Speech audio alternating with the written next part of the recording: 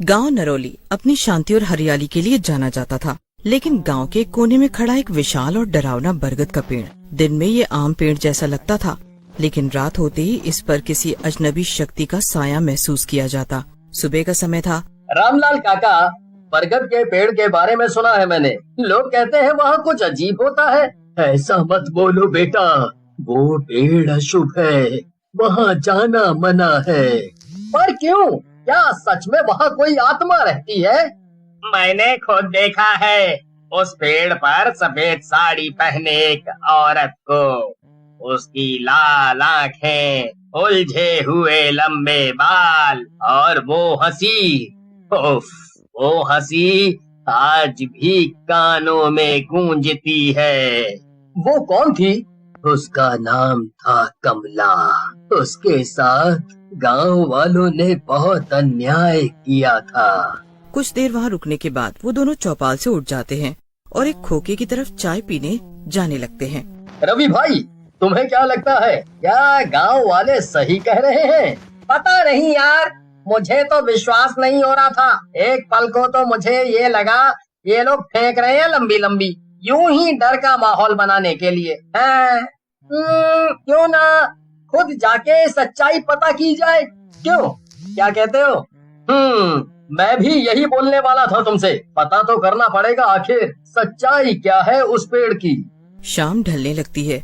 रवि और करण को गांव वालों की बातें अफवाह लगी, इसलिए उन्होंने तय किया कि वे खुद जाकर सच्चाई का पता लगाएंगे। वे दोनों बरगद के पेड़ तक पहुँचे। पेड़ का आकार डरावना था। जैसे उन्होंने पेड़ को छुआ, अचानक हवा तेज हो गई। चारों तरफ अजीब सा सन्नाटा छा गया। तभी पेड़ के पीछे से किसी के पैरों की आहट सुनाई दी। वे पीछे मुड़े, वहाँ कोई नहीं था। लेकिन तभी पेड़ के ऊपर से एक औरत की डरावनी हंसी गूंजी। दोनों की सिट्टी पिट्टी गुल हो गई। दोनों गांव की तरफ भागे। पीछे से किसी के पैरों के घसीटने की आवाज आती रही। रात भी हो चुकी थी। डरावनी हंसी की गूंज उन्हें दिल का दौरा सा ही देता। अगर उन्हें चौपाल पहुंचने में थोड़ा और वक्त लग जाता तो। चौपाल पर पहले से ही बैठक हो रखी थी। रामलाल काका, हमने उसे देखा। वो सच में वहाँ है। मैंने कहा था तुम लोगों से, अब वो तुम दोनों को छोड़ेगी नहीं। तो अब क्या किया जाए? कुछ तो करना ही पड़ेगा सुरक्षा के लिए। उस पेड़ की आत्मा से बचने का कुछ तो उपाय होगा। उपाय तो अब पंडित जी ही बता सकते हैं। चलो सुबह पंडित जी से मुलाकात करके ही कुछ सुझाव मिलेगा। फिर अगली सुबह करण और रवि गांव के पंडित जी के पास गए, जो इस आत्मा के बारे में जानते थे। उन दोनों ने जब पंडित जी को बच्चे का गायब होना और परछाई का दिखना जैसी घटना बताई तो पंडित जी समझ गए। बहुत साल पहले की बात है।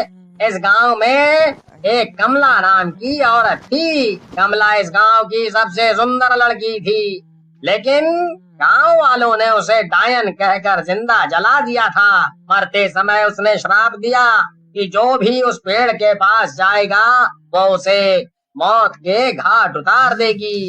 तो क्या वो अब भी बदला ले रही है? हाँ, और जब तक उसे मुक्ति नहीं मिलेगी वो आत्मा गांव वालों को सताती रहेगी। तो पंडित जी, कुछ तो उपाय होगा इस आत्मा से बचने का? हाँ है तो।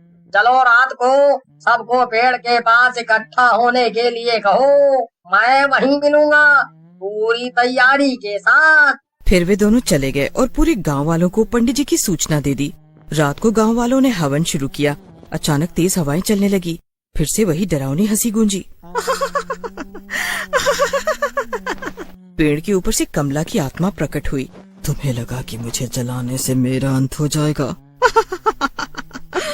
अब मैं और ताकत। तभी रामलाल काका का ध्यान पेड़ के पीछे गया। पंडित जी का शव पेड़ के पीछे पड़ा था। पंडित जी को इस आत्मा ने पहले ही मार दिया था। ये सब उसी का खेल था। कमला की आत्मा और जोर जोर से हंसने लगी। मुझे कोई रोक नहीं सकता। अब ये पूरा गांव मेरा होगा। गांव वालों ने मंत्रोच्चार तेज कर दिया। मंत्रोच्चारण पूरा होते ही करण और रवि ने हिम्मत करके गंगा जल आत्मा पर फेंका, जिससे कमला की आत्मा जलने लगी। नहीं, ये नहीं हो सकता। तभी अचानक तेज रोशनी हुई और पेड़ जल उठा। कमला की चीखों के साथ साथ उसकी आत्मा भी जल्द ही राख बन गई। गांव वालों को ये देखकर सुकून मिला। अगली सुबह देखो गांव वालों, अब हमें उस आत्मा से छुटकारा मिल गया है। पंडित जी तो अब नहीं रहे, पर मेरा मानना है कि बुरी शक्ति के ऊपर एक अच्छी और शक्तिशाली शक्ति का आगमन करना चाहिए। जल्दी बरगद के पेड़ की जगह एक मंदिर बना दिया गया। अब माहौल ऐसा हो गया जैसे गांव और वहाँ के लोगों को एक नया जीवन मिल गया हो। कुछ महीने बहुत अच्छे से गुजरे, लेकिन कुछ महीने बाद एक दिन की बात है। रात का गहरा सन्नाटा था। करण अपनी चारपाई पर लेटा हुआ था, लेकिन नींद उसकी आंखों से कोसों दूर थी। बरगद के पेड़ की घटना के बाद उसे लग रहा था कि सब कुछ ठीक हो गया है, लेकिन तभी अचानक करण को अपने कमरे में वही हंसी जोर जोर से आने लगी। करण का शरीर कांप उठा। उसकी आंखें घबराहट में खुली की खुली रह गई। उसने धीरे धीरे अपने कमरे में इधर उधर देखा। सब कुछ सामान्य था, लेकिन तभी आईने में कुछ हलचल हुई। करण धीरे धीरे आईने के पास गया। उसने उसमें खुद को देखा, पर ये क्या, उसके पीछे कोई खड़ा हुआ भी दिखाई दिया। तुमने सोचा था कि मैं चली जाऊंगी? करण का खून सूख गया। वो डर के मारे पीछे हटा। करण की आवाज सुनकर रवि अंदर आ गया। करण ने कांपते हुए आईने की ओर इशारा किया, लेकिन अब वहाँ कुछ भी नहीं था। रवि ने कमरे में इधर उधर देखा, लेकिन सब कुछ सामान्य लग रहा था। तू बहुत थक गया है करण, तुझे थोड़ा आराम करना चाहिए। उस घटना के बाद से सब आगे बढ़ चुके हैं, पर तू अभी भी वहीं अटका हुआ है। करण ने सिर हिलाया, लेकिन उसके दिल में अजीब सा डर बैठ चुका था। अगले दिन सब लोग फिर चौपाल की बैठक में मिलते हैं। काका, क्या आत्माएं सच में पूरी तरह मुक्त हो सकती हैं? बेटा, आत्माएं तब तक मुक्त नहीं होती जब तक उनका अधूरा काम पूरा ना हो जाए। तो क्या कमला का बदला अभी भी अधूरा है? करण और रवि ने सोचा कि उन्हें नए बने मंदिर में जाना चाहिए। रात के अंधेरे में दोनों छुपते छुपाते मंदिर में दाखिल हुए। वहाँ का माहौल अजीब था। चारों ओर घना सन्नाटा और अंदर एक अंधेरा कमरा था। वहाँ जमीन पर कुछ पुरानी हड्डियाँ बिखरी हुई थीं। ये तो लगता है कमला की हड्डियाँ हैं। मतलब उसका असली शरीर अब तक सही से दफनाया नहीं गया था, इसीलिए उसकी आत्मा मुक्त नहीं हुई। चारों ओर अंधेरा छा गया और फिर डरावनी हंसी आने लगी। कमला की आत्मा अब दीवार से बाहर निकलने लगी। ये आत्मा अब पहले से भी ज्यादा खतरनाक लग रही थी। तुम लोगों ने मेरी शांति भंग कर दी, अब तुम भी मरोगे। करण और रवि पीछे हटे, लेकिन दरवाजा अपने आप बंद हो गया। कमला हवा में उड़ते हुए आगे आई और रवि के गले पर हाथ रखा। करण को समझ नहीं आ रहा था कि क्या करे। तभी उसे याद आया कि गांव के मंदिर से गंगा जल लाकर छिड़कने से आत्माएं भाग जाती हैं। वो दौड़कर मंदिर के पीछे रखा गंगा जल उठा लाया और बिना सोचे समझे कमला की आत्मा पर छिड़क दिया।